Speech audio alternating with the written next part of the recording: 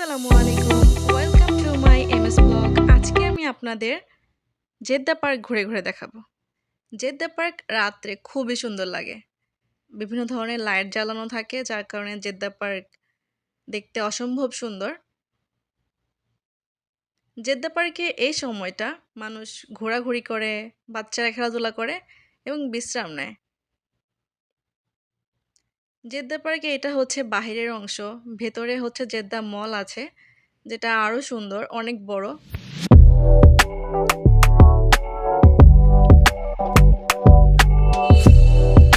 Jeddah পার্কের overall view অনেক সুন্দর। নিচে একটি ঝর্ণার মতো ব্যবস্থা করা হয়েছে, ওটা আরো সুন্দর।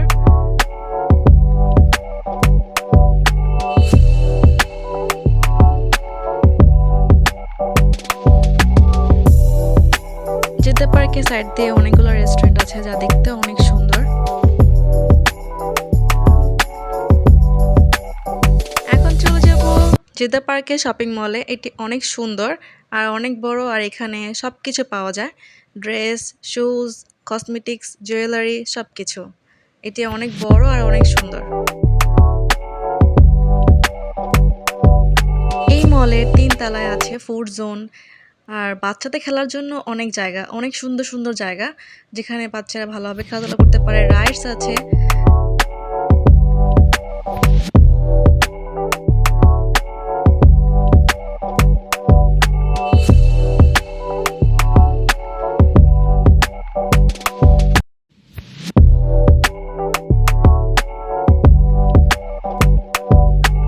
আমার কাছে বাচ্চাদের জন্য এটা সবচেয়ে বেস্ট একটা পার্ক লেগেছে, কারণ এইদিকে অনেক সুন্দর খেলাধুলা জায়গা আছে, রাইডস আছে, যা বাচ্চাদের জন্য অনেক এনজয়ফুল।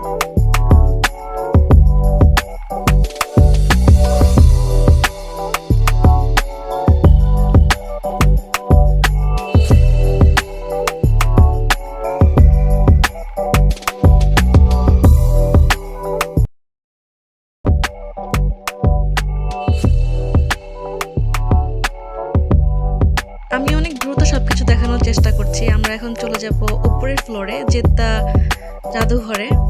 এই উপরের ফ্লোরে জেদ্দার পুরানো কিছু স্ট্রাকচার দেখানো হয়েছে, পুরানো আমলে কিরকম ছিল।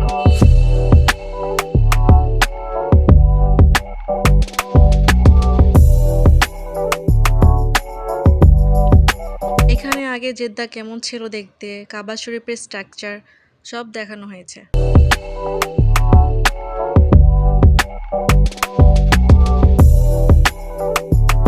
আমি চেষ্টা করেছি ভিডিওটা যত ছোট বানানো যায়, যাতে আপনাদের দ্রুত সবকিছু দেখানো যায়। নিত্যদিনের ঘরের জন্য যা যা প্রয়োজন সবই এখানে পাওয়া যায়, আর সবগুলোর প্রাইস অনেক রিজনেবল।